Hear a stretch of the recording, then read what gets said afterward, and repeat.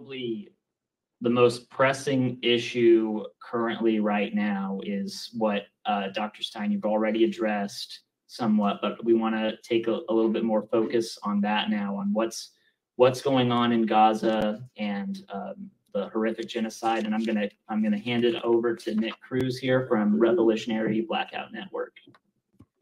All right, thank you. So, do you guys understand that more children was killed in Gaza in the last 7-8 months now? Actually, I'm gonna say 5 because this is when I got the data point because it's way worse now.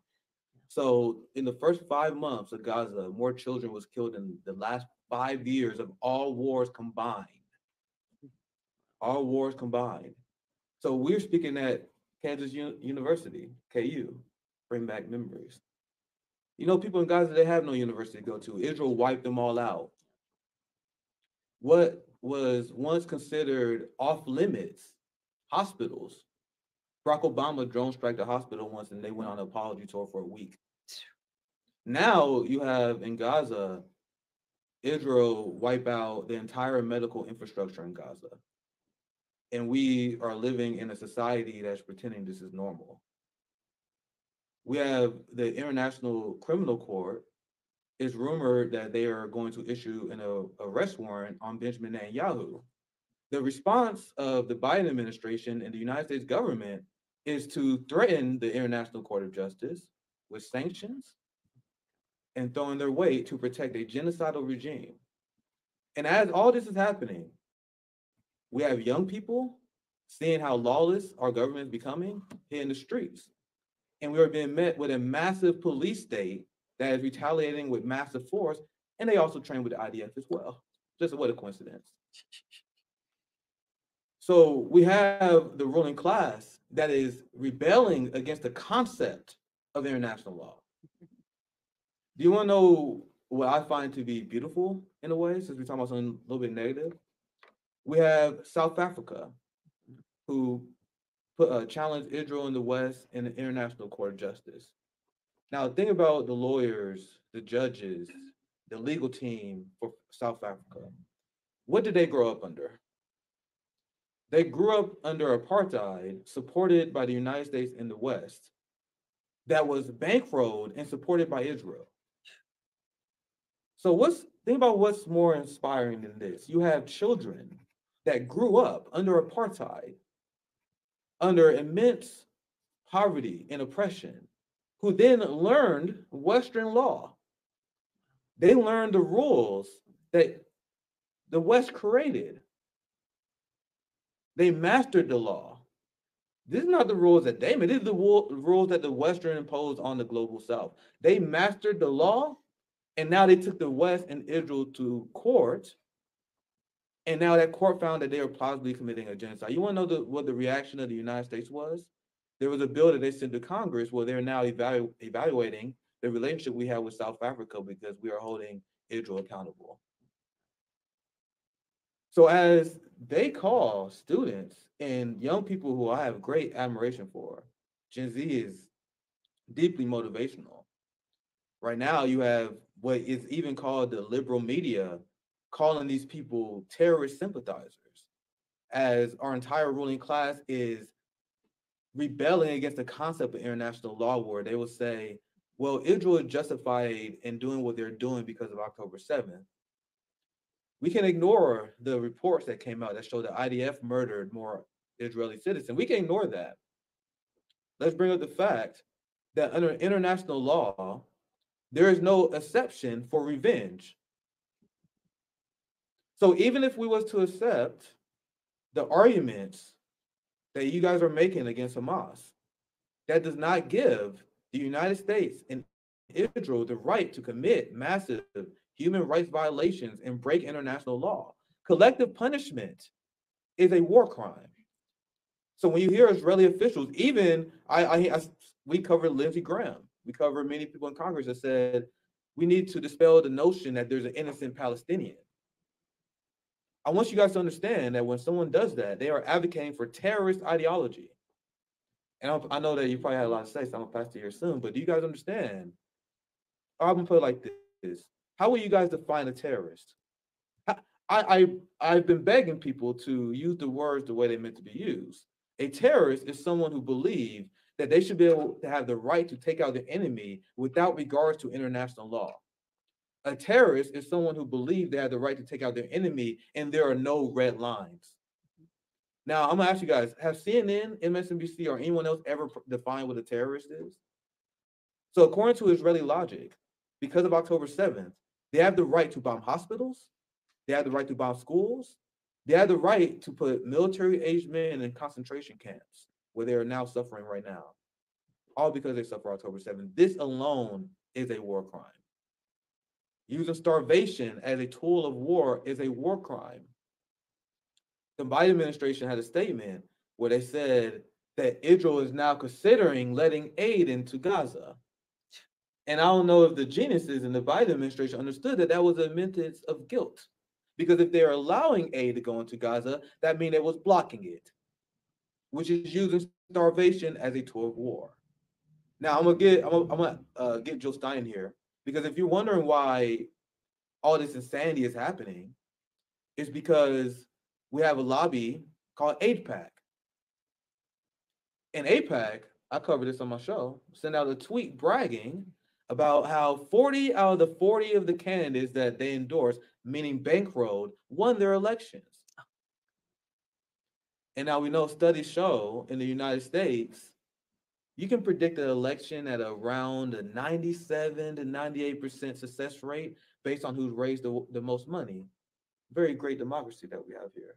So what the AIPAC and what a lot of these billionaires do, they bankroll pro-Israeli, pro-genocide candidates, and they have completely taken over our Congress, every single last one of them, including people who pretend to be progressive, like John Fetterman, who's taken hundreds of thousands of dollars from AIPAC. So I would love to hear from Joe Stein, because what I want to direct to you is, what is the biggest challenge regarding challenging this AIPAC and this Zionist lobby? And that just scratches the surface, because we are just talking about AIPAC. We're not talking about individual donors. I know the name they don't want you to say, George Soros. You guys know that he donated $128 million in the last election. He's a Zionist.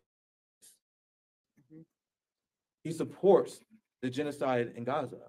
And I know George Soros pays way more than everyone else.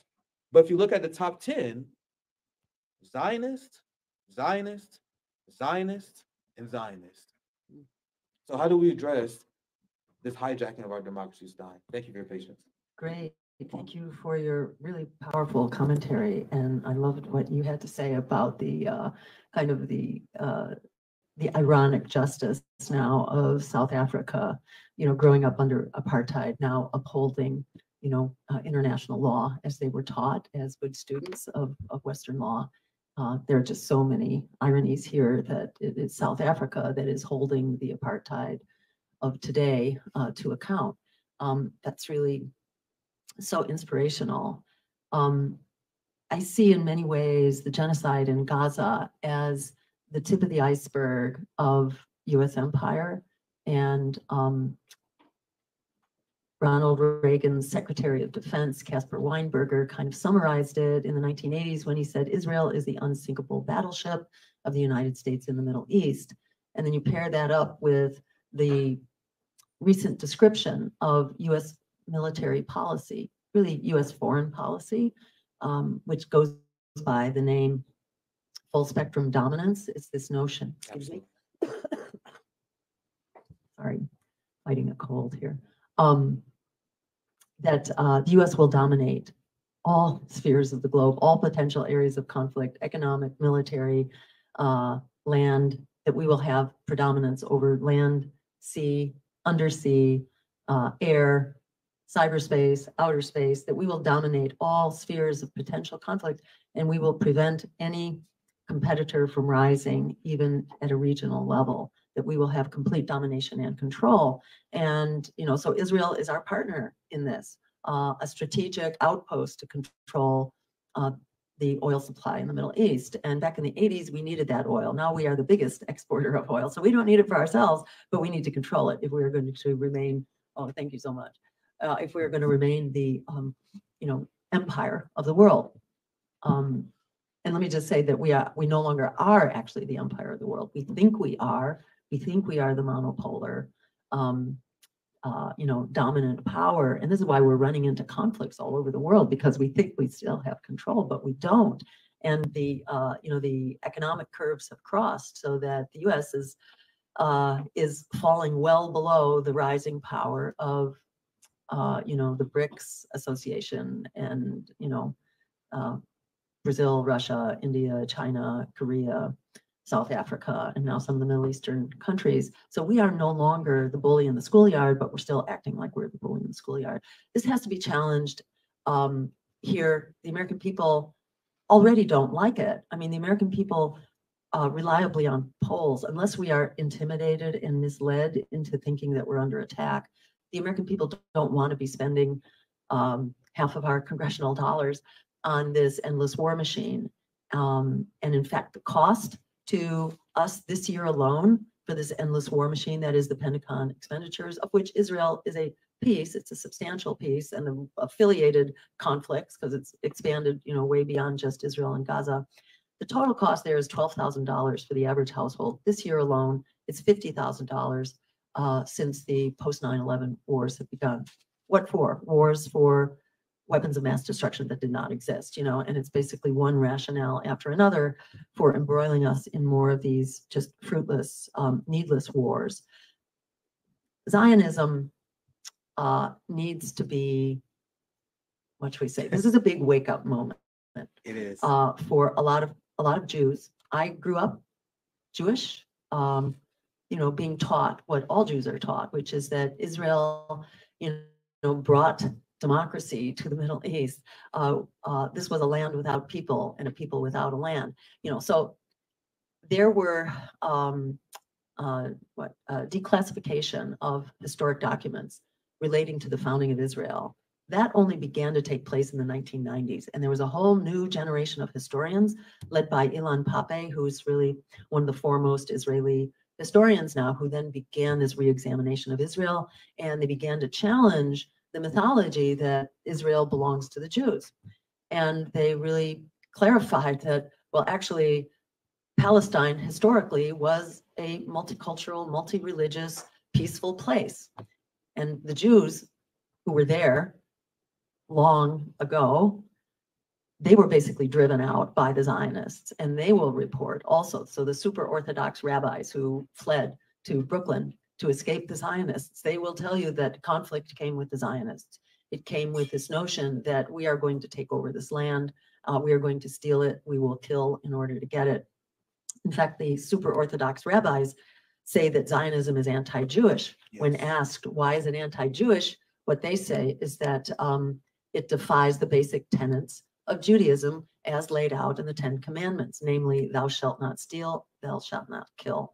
So Zionism has actually been controversial within the Jewish religion since its origins in the 1800s. And it's only recently that it has become acceptable and fashionable, and then a controlling power within Jewish institutions. It took a long time to get there, and it needs to be reexamined now in a big way because, the other thing from this historic revelations, these declassified documents, it showed that there actually was a terror plan on the part of Israel at its founding. And there was an intentional plan to kill, murder, displace, etc., Palestinians and clear the land, not only in what was declared to be the province of Israel, but beyond that as well, so that Gaza and the West Bank and other territories could also be appropriated. So it's an extremely disturbing disclosure for people who've been raised to think that this land belonged to them. And as someone who grew up in the 60s, I was born in 1950, so I really saw the civil rights movement emerge. It was the same thing. Yeah. People did not want to have this conversation. There was enormous resistance to it. Its leaders, whether it was Malcolm X or Martin Luther King, they were vilified, criminalized, etc., disparaged. So this is a tough conversation, but it needs to be had. It needs to be had, especially on campuses, and the dependence of campuses on war contractors, on large donors, itself is a travesty and is a betrayal of, the obligations of a democracy to have a free education system that can actually, present the liberal ideals of education. That is, actually have debate and dialogue and differences of opinion. But when you have controlling donors or controlling contracts with Boeing or whoever in the military industrial complex, this really compromises our education and the function of universities. And the fact that these encampments that express our right to free speech, our right to protest, and our right to express what the rest of the world is saying and what the International Court of Justice is saying and what Americans are saying in polls, which is that this genocidal war is absolutely unacceptable. There needs to be an immediate ceasefire and a diplomatic solution. The fact that the universities are clamping down on that is an outrage. So at any rate, I think, I've covered some of the issues here. I think there's a discussion that needs to be had. And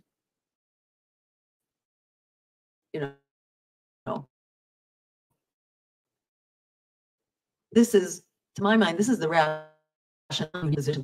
That's what unless you fight power. That is what Frederick Douglass said way back in the 1800s. Truer than ever. Power concedes nothing without a demand. It never has and it never will.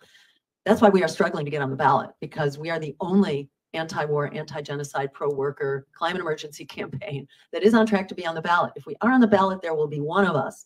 Bless their hearts. There are other independent candidates, and I don't mean Robert F. Kennedy, but there are others, Claudia de la Cruz and Cornel West, who have the same agendas. Really, it's identical. What's different is that the Greens actually have a grassroots network. We are a decentralized organization, and the different state parties have maintained their ballot access. So we were well ahead of the game, even before the election started. So we can get on the ballot. They can't. Cornel West says, for example, in Texas, that he will try to do a write-in campaign. This is why it's very hard to run solo. You actually need people who have fought this battle many times to learn how to fight it, because unfortunately, or it will be unfortunate news when Dr. West learns that you can't do a write-in campaign in Texas. You can write somebody in, but it won't get counted. A write-in campaign doesn't work in Texas. You actually need to be on the ballot in Texas. So that's just an example of why the other campaigns are not going to get on. The Claudia de la Cruz will get on. They do have a grassroots network. They will get on in some states. It's mostly the smaller states. So you're not going to have enough momentum to actually challenge power unless you're pretty much on every state, especially the big ones. So we are the only campaign that can do that. And we can tell people, that this war is over. The minute we turn the White House into a greenhouse, the war is over. And U.S. aid for an apartheid and murderous apartheid state is over and done. So, fundamentally, how we solve this problem is by challenging power and by asserting our rights of democracy to have a government that is responsive to the needs and the wishes of the American people. And it's really all of our needs and wishes are being violated. It's not only that this is an outrage against basic human values, human rights. It's also that we here in America are paying to the teeth and being endangered by the expanding war, the potential to go nuclear here.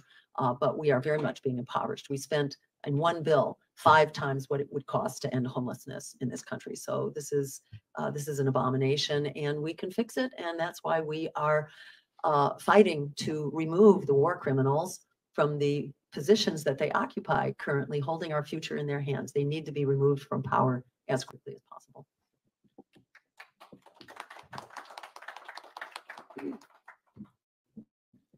If you don't mind, Oh, I just want to please. add something else regarding Zionism, because I love the bravery you're showing by taking that on head on, because if it's something that's been a weakness on the left, this is a moment for us to educate people on this issue.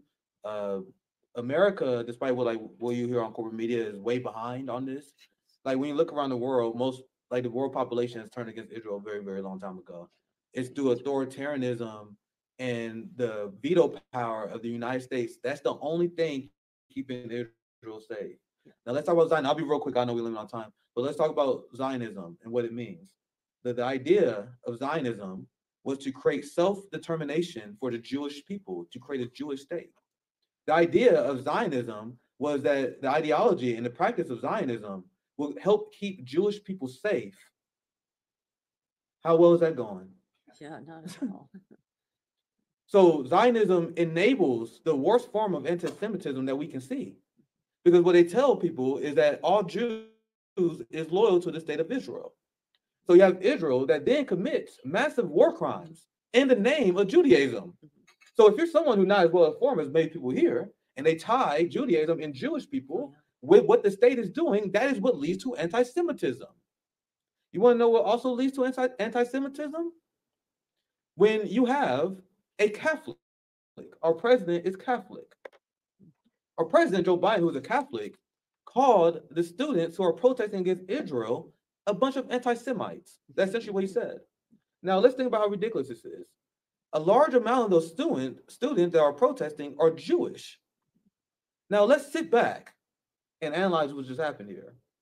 We had a Catholic that told a bunch of Jewish people that they are anti-Semitic because they didn't support the Catholic sending bombs to the fascist Jewish people to bomb Muslims and Christians in the Holy Land.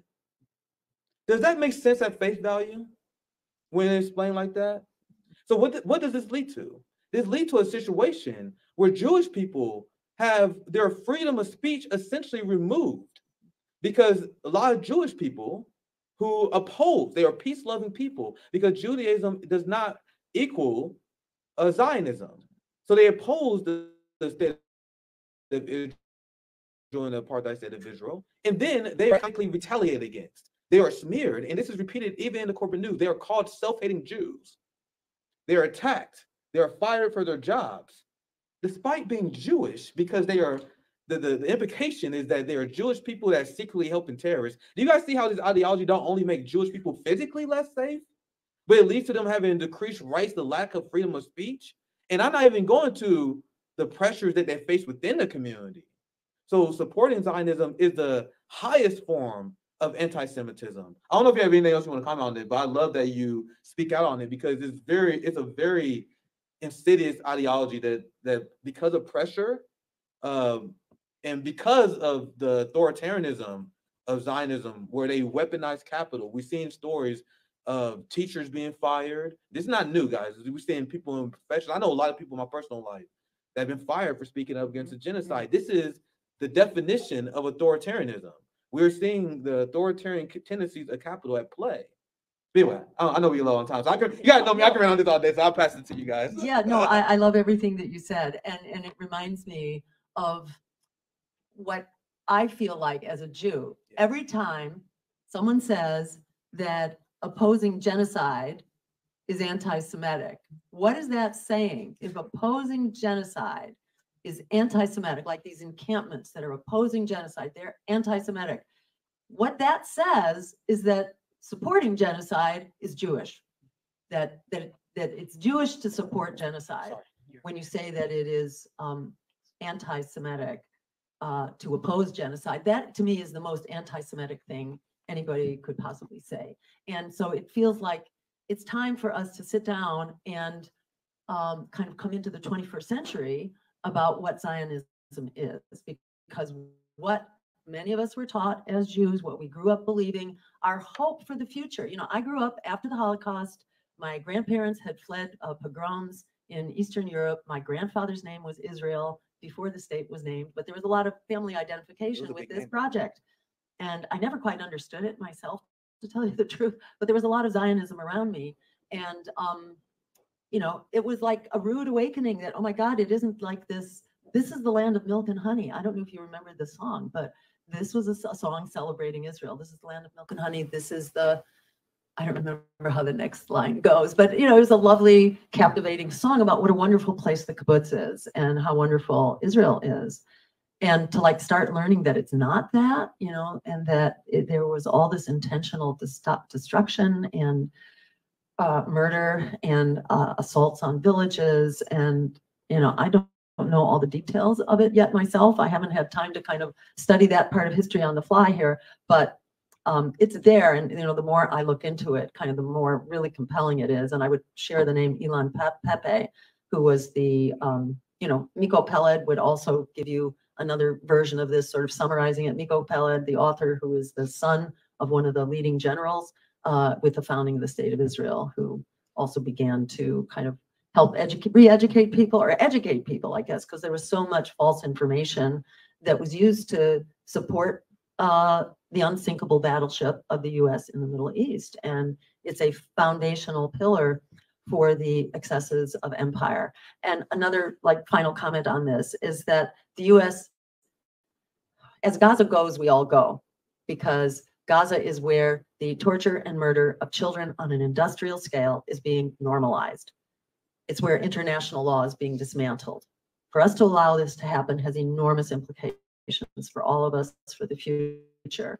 The alternative to international law is the law of the jungle. You know, the US calls it a rules-based order, but it's the rules that they make up day by day. It's not written down. It hasn't been, you know, arrived at through any consensus process. But international law, there was a lot of care and thought put into it. It's not perfect, especially the UN, which badly needs major, you know, major surgery on the UN. But international law is a body of law. Otherwise, it really is the law of the jungle, and the US is no longer the dominant power. So if we don't want to be abused and really beat up on the world stage, it's time to get with the program and, you know, improve international law. But we got to start with where we are. We can't just be the bully in the china shop, especially when we're no longer, you know, the bully here or I should say the bully in the schoolyard. We can't pretend to be that anymore. Thank you. Thank you, Dr. Stein.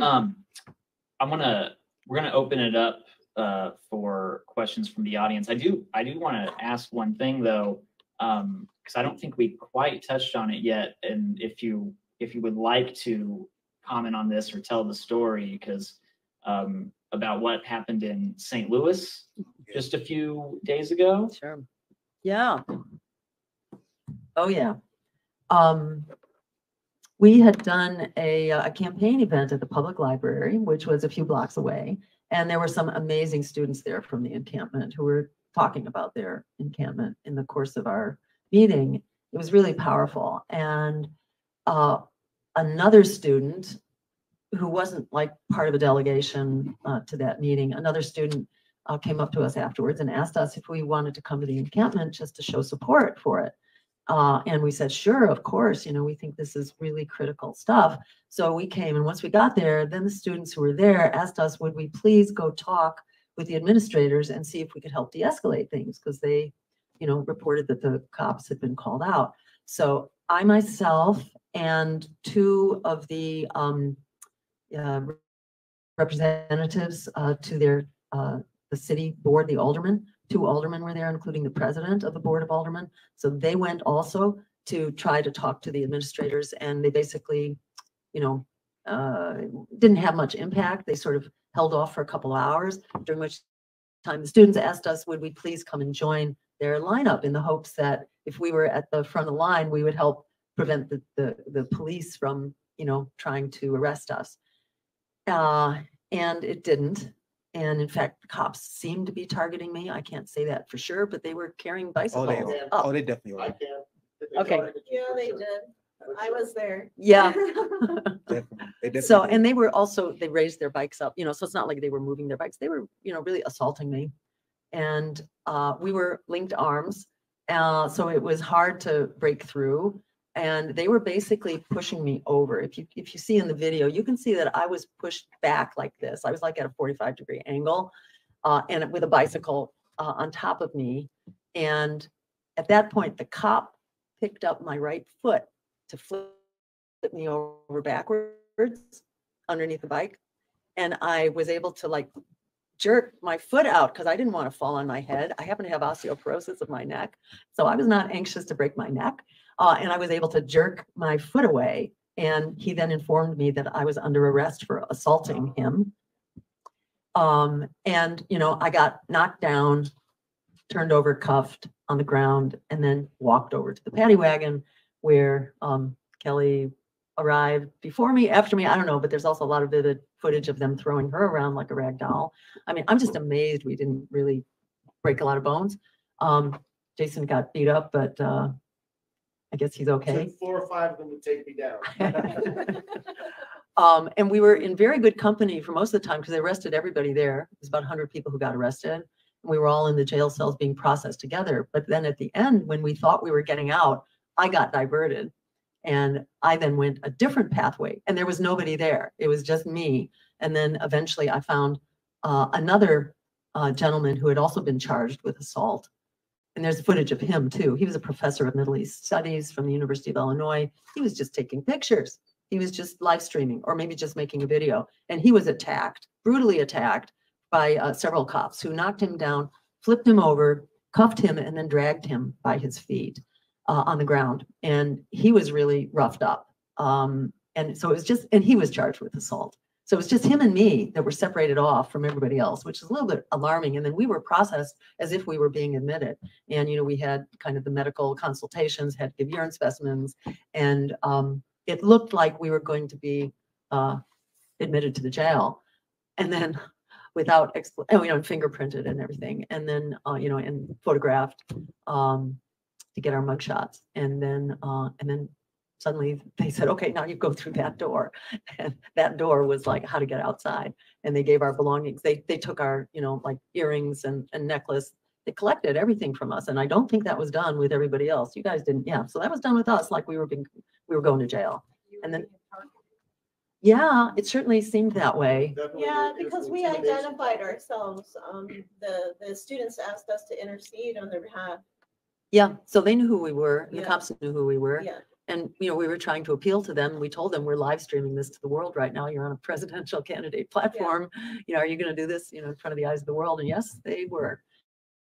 And they wanted to make us pay. And so I'm now facing assault charges. I can't believe they will hold up. They're just so ludicrous because there it is, it's on live film. And to my mind, this is why we cannot just sort of be passive here.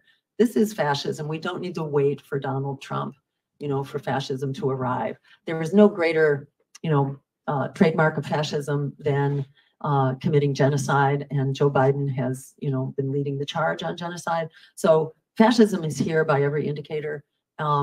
It's, within our police forces that are being trained by the IDF or the IOF, the Israeli Occupation Forces. This is really a pretty scary situation, and I just have so much respect and admiration for the young people who are really putting themselves and their futures and their careers and their education on the line. And, this takes me back to the 1960s and then the 1970s. And this is a continuing battle. The empire and oligarchy are inseparable. In the words of Martin Luther King, this is the triple evil of militarism, materialism, and racism. Materialism being predatory capitalism. The three are joined at the hip. But it's a perfect storm right now to challenge that empire that is destroying our future. It's clear what our trajectory is right now. The chickens have come home to roost long since, and the war machine, has turned on us. And it's really important to fight it off because it doesn't have the numbers.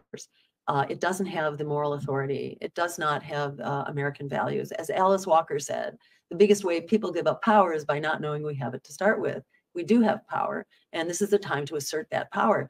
The oligarchy has appointed, 2 zombie candidates to represent it. And that is really appropriate. You have zombie political parties represented by zombie candidates that the public abhors. It's as if this is, a perfect scenario right now for challenging power and for unifying the principled opposition for people, planet, and peace over profit. And that's what our campaign represents. There couldn't be a better time to stand up and fight back and demand the future that we deserve, a future that works for all of us here in America and around the world. Our futures are really inseparable. So it's time to stand up. We have nothing to lose but our chains. Thank you.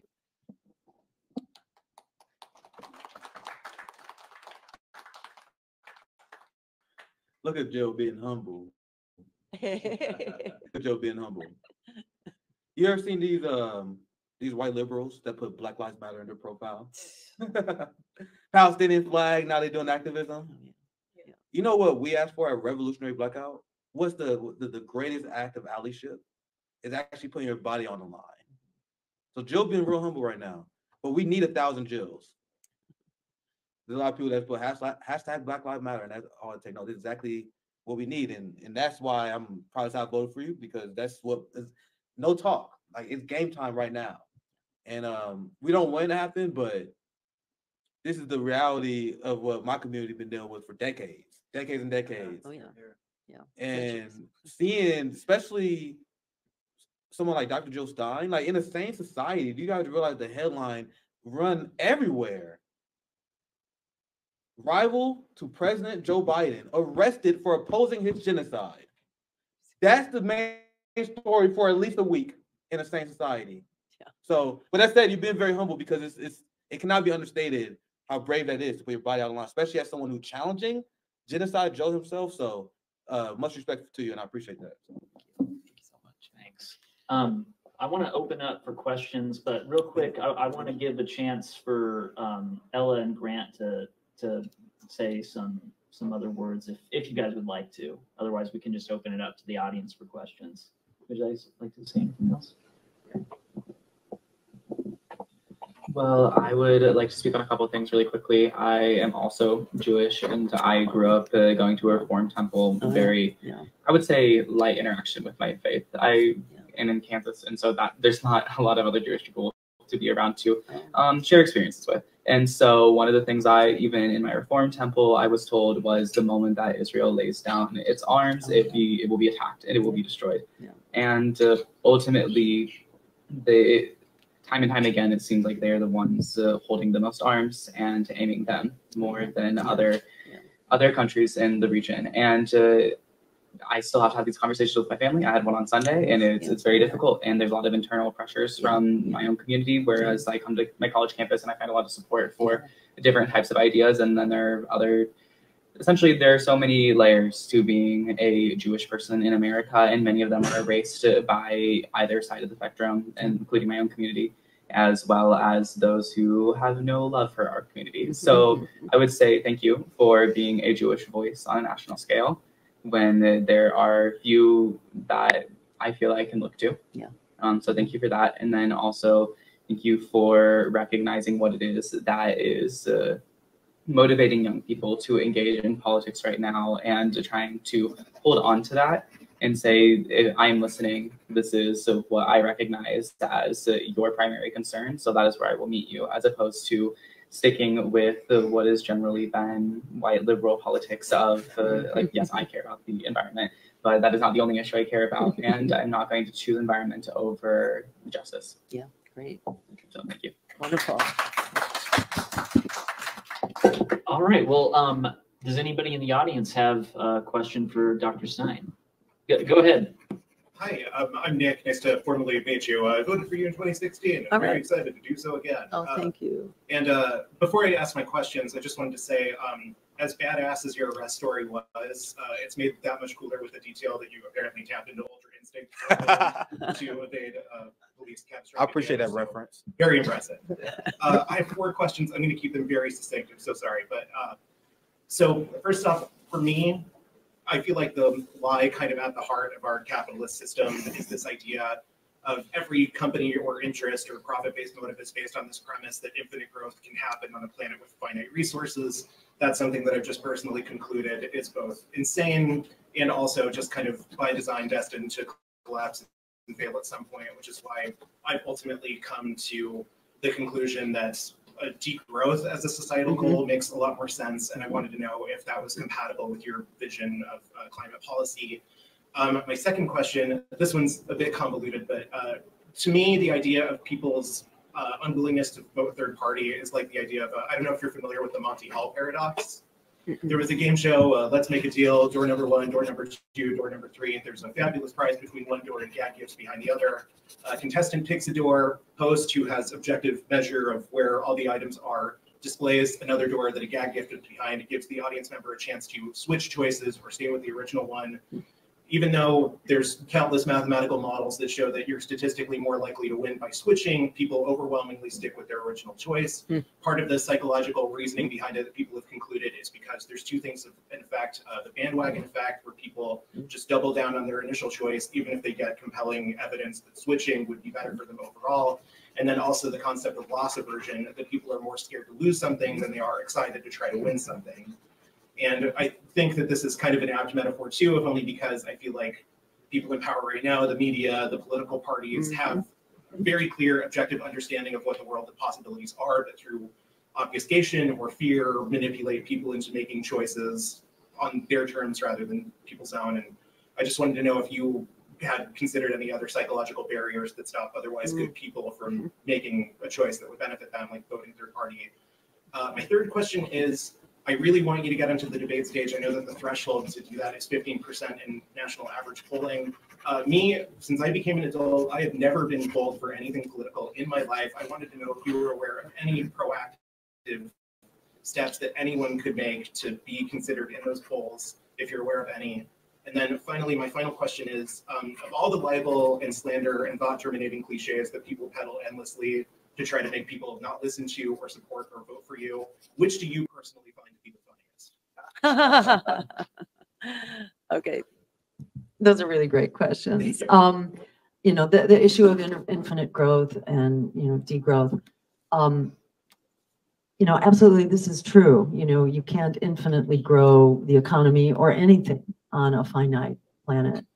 And exactly what form that is going to take, I don't know. And I'm actually not aware of how that's been integrated into the Green New Deal yet, except to say that, you know, conservation and efficiency are really the primary tool, and also kind of re-examining, you know, how our lives work. And, you know, we need to get places by, you know, physical, actual, you know, walking and biking and things like that, that are way more energy efficient, and they're really good for our health and really good for air quality and all that. So there are efficiencies that we can use, and whether you call it degrowth or whether you just call it conservation and efficiency, it's a question. But there's also this related question about what is it that gives value to our lives? You know, is it by having more and more material things, or is it by having richer, you know, relationships? And, you know, to my mind, art and culture and music and dance are really critical, and it's like the glue of society that's been lost here in the shuffle.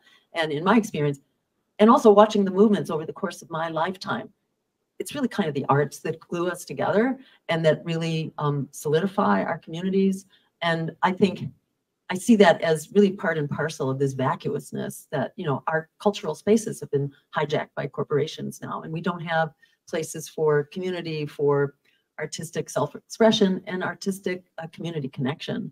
So I see that very much as kind of the answer to this desire for infinite expansion and wealth. And I think it reflects kind of a, you know, arrested development, you know, kind of the incapacitated human development of people who become oligarchs, you know, and who become billionaires, and for whom the pursuit of infinite wealth, you know, you can never have enough because there's so much emptiness internally because one isn't kind of connected in a human community. So I think these things are very much, these dots connect. So exactly what form that takes, I'm not sure yet, but I think we are going to have an evolving conversation here. And if we can get to the point where we win the White House and turn it into a greenhouse, you've got a lot of bully pulpit from that position, and you have a great chance to really help educate and empower people to a future that actually works for all of us. And I also want to comment there that our goal is to make, you know, the occupant of the White House not just the commander-in-chief, but the organizer-in-chief, so that we can actually mobilize people to be the driver of policy change. We won't have it. I mean, we have some great candidates, and I want to recognize Jason Call over there, our campaign manager, who is a congressional candidate in Washington's 2nd District, and Kelly Merrill, also our deputy campaign manager, who's not a candidate, but you know, I want to just call out Kelly as well. There are great candidates out there that could be elected into Congress, so we actually could have people to drive policy in Congress. But the real driver of policy needs to be grassroots in our communities, and the institution of town hall meetings has been basically gone into the dustbin. And elected officials need to be instructed by their communities and need to meet with them face to face. So things that people don't understand right now, we may come to a place of greater understanding in the future. Right now, most people think of degrowth as a very scary and threatening thing. So I think we need to kind of move to a place where we understand more what are the price, what's the price we pay if we continue to grow the economy without end. So I'm you know, I see this as a continuing conversation with a lot of potential here for the right thing to happen. On third-party voting, yeah, I mean, in my experience, fear has so much to do with why people won't vote third parties, and they get very manipulated. If we had ranked choice voting or proportional representation, this issue of the split vote and having some unintended consequence or supposedly throwing away your vote, to my mind, those are all really mythologies, because most third-party votes come from people who otherwise won't vote at all. They're staying home. So this is all about empowering people. But yeah, it's hard to overcome it. And the question is, how much of a crisis does it take to overcome that kind of fear-mongering? And we'll have to see. But, you know, all the polls suggest that we are in a completely unprecedented place right now, and that there's a real potential to overcome that, especially if we have 3 candidates dividing the pro-war vote. If you have a 4-candidate race, the race can be won with as little as 26% of the popular vote. So there's a huge incentive here if people really understand that this is potentially a winnable election. There are many ways to win the day, even if you don't win the White House. You have to get started at some point. And from that benefit alone, I think it's, you know, there's every reason to stand up and demand, make our demands politically. Silencing yourself is not a political strategy. And that's what you do if you're just voting for the lesser evil, if you're sticking for what you've got. So it's going to take a lot of educating ourselves and each other to have the courage of our convictions. And that's what we're kind of seeing now on the campuses across the country, spreading like a wildfire. So it remains to be seen, but, you know, to my mind, it's a reason to get out and mobilize, because if we don't shoot for it, you know, if we don't aim for what's possible, then we can be sure we're going to stay on this trajectory towards self-destruction, which is clearly where we are right now. And let's see, debate stage. I don't think they're going to hold debates, no matter what. I mean, they're not holding debates right now. If you achieve their threshold, they'll change the threshold. So, you know, we challenged RFK to a debate, on Israel, and of course he's declining. So I'm not hopeful, but, you know, Free and Equal, which is a kind of alternative organization, they are holding debates right now. It's mostly libertarians, Greens, and socialists that are having that debate. And that's a really interesting debate and a great format. It doesn't get a lot of attention, but it's there and it's happening. And you can go check them out at freeandequal.org, I think. And I don't remember, was there another question? What's of all the lies that people spread about you all the time, which one do you think is the most common? It's hard to say. I guess, you know, I think people who fall victim to the Russian asset smear, you know, I find extremely entertaining and sad, you know, kind of sad for those people who are so victimized by this propaganda of powerlessness, this propaganda that tells you you can't think for yourself, you have to be good little boys and girls and just keep voting for more of the same. And here are all the, you know, the fake concocted smear campaigns that tell you why you have to do it. So hopefully, I mean, they've cried wolf here so many times, and I've run for office enough that I don't think they're going to come up with anything new here.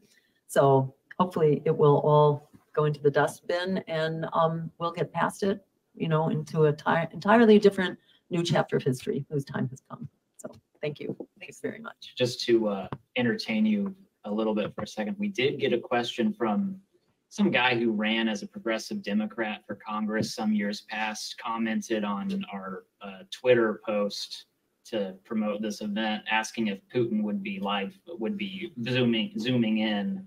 He is not. Just an example of that. Tell him his checks. Ask him to stop bombing Ukraine. You know? Yeah. I'm sorry, I missed most of this time, but I'm wondering about, does anyone know if anyone is using depleted uranium shells in Ukraine? They talked about it a lot early in Iraq, and 22 years ago.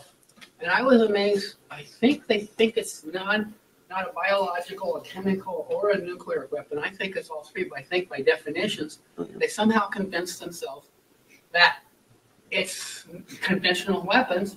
And because I just got reminded today, I heard something that I tend to believe Ukraine now is the most heavily mined part of the world with landmines and stuff in the ocean, I think. And cluster munitions as well, I think, are also being used in Ukraine. Are they using?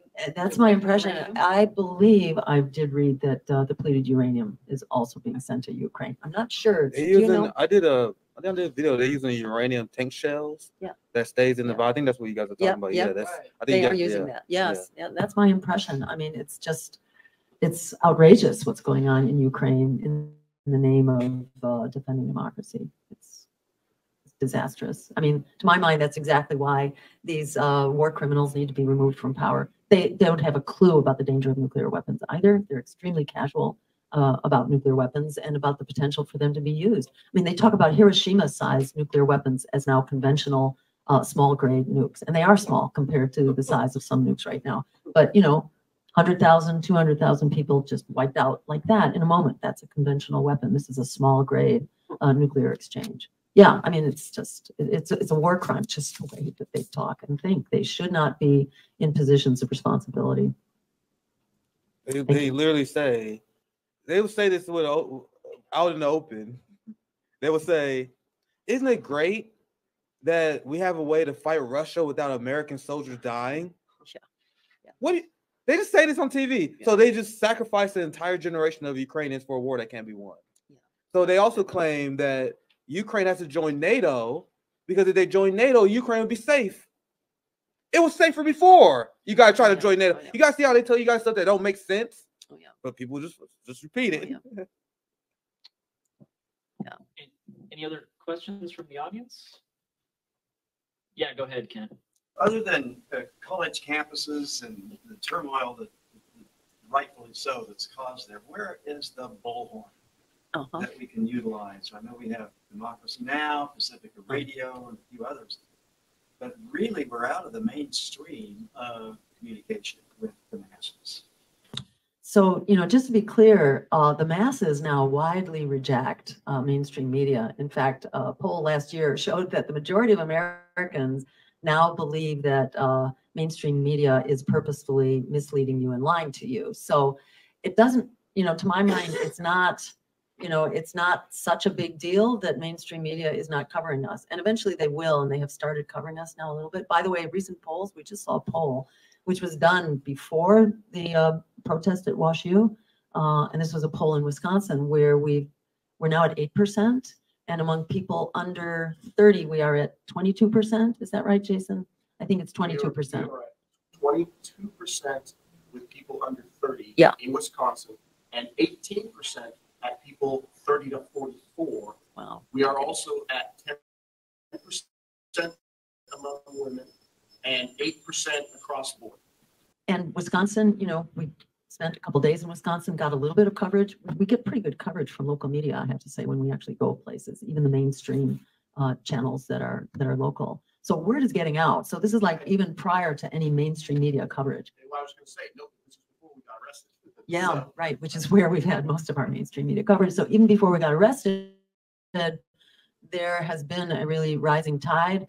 And Bernie Sanders in 2016, he was bumping along at 2 and 3% for much of his primary before he broke out of it. So this is all still very consistent with, you know, with a pathway that could potentially lead to the White House.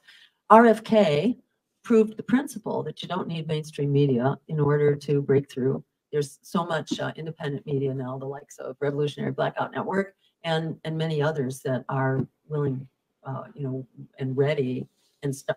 You know, they've begun to start talking now. So absolutely, this is, you know, it's entirely doable. We don't really need mainstream media. They're kind of struggling to survive right now because they've sort of lost their base. They're aging out.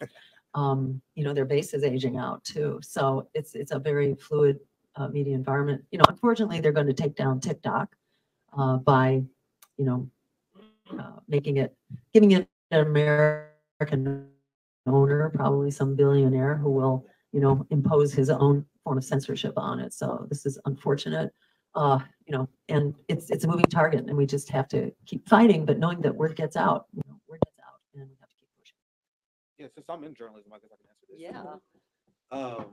If it makes you feel a little bit better, just piggybacking on what Jill Stein is going through right now, and this is probably the only time that you will ever catch me celebrating people being laid off. That would never happen.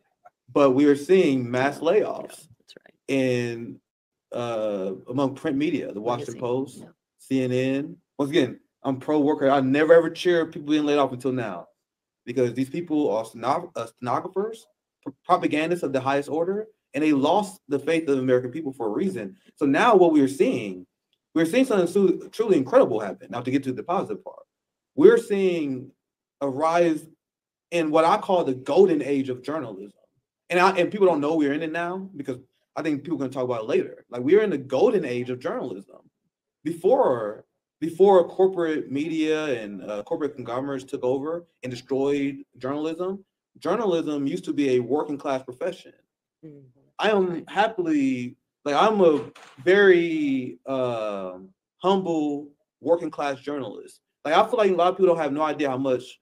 Like, do you guys know, like, Rachel Maddow made like $50,000 every time you see her in a chair? Journalists used to be ordinary working class people. Now we've seen that return with subscription models because of YouTube streaming. And now that rendered a lot of these corporate media heads irrelevant. I can't get laid off. I have thousands of people who follow my work and will continue to follow my work. The person who is hired at New York Times, when they are laid off, they're done. No one cares about what they say. They're only representative of the brand. And we are seeing more and more layoffs because the billionaire funders who funded all these print media, like the Atlantic, for example, they're pulling their funds because they realized they made a bad investment. And this is only a great thing, guys. The people freak out about this, but we are creating a system of meritocracy where the only way you can grow subscribers, the only way that RBN even exists, if I have integrity. Yeah. If I tell people the truth.